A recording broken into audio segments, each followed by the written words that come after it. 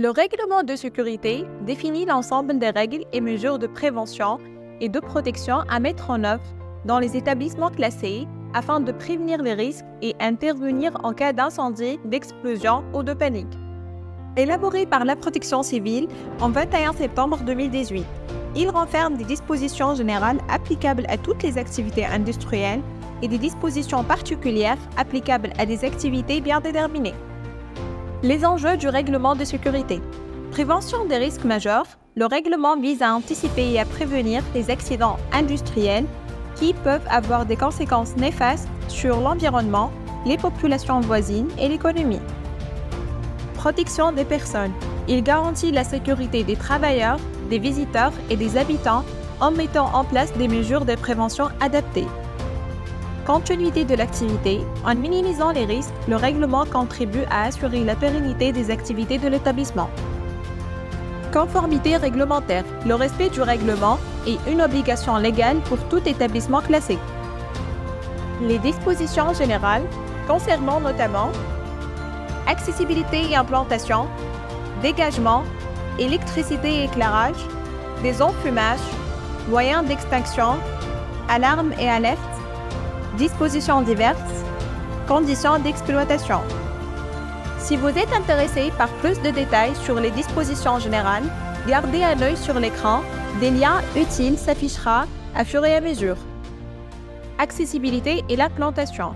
Elle concerne les voies de dessert de l'établissement, les voies d'engins et les voies d'échelle permettant l'intervention des engins de la protection civile.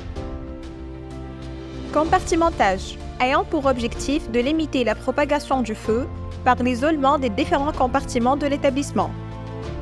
Dégagement. Le nombre et la largeur des dégagements sont déterminés en fonction du nombre de l'effectif présent et la distance maximale à parcourir. Électricité et éclairage. L'éclairage de sécurité est assuré par deux types d'éclairage qui sont les suivants. Éclairage d'évacuation ou de balisage, éclairage anti-panique ou d'ambiance. Des enfumages consistent à évacuer les fumées produites par l'incendie. L'évacuation des fumées peut être réalisée soit par un désenfumage naturel, soit par un désenfumage mécanique. Moyens d'extinction. Le choix des moyens d'extinction à déployer dans chaque local doit être effectué sur la base d'une évaluation rigoureuse des risques spécifiques en conformité avec le présent règlement, exemple REA poteau incendie. Alarme.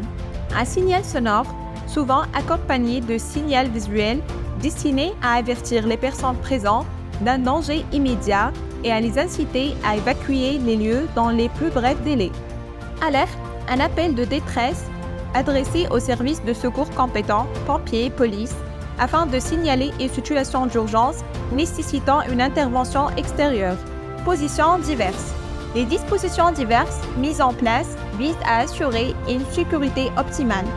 Elles comprennent notamment recensement et localisation des risques, détection, protection individuelle, protection contre la foudre et les courants de circulation, permis d'intervention et permis de feu, cuvette de rétention.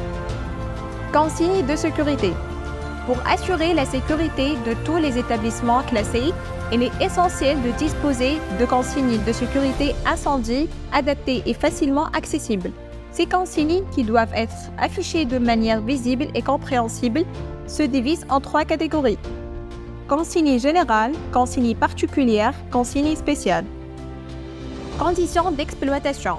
L'exploitation du site, établissement, est strictement encadrée par un dispositif de sécurité complet comprend une attestation de prévention en cours de validité, un plan d'opération interne détaillé, registre de sécurité, des contrôles et vérifications périodiques et une maintenance préventive, la présence d'une équipe de sécurité qualifiée, surveillance, équipe de gardiennage, le respect de toutes les réglementations en vigueur.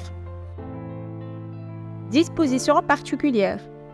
Constituent des conditions spécifiques auxquelles doivent obéir certains établissements selon spécificité et nature de leur activité et risques qui leur sont propres.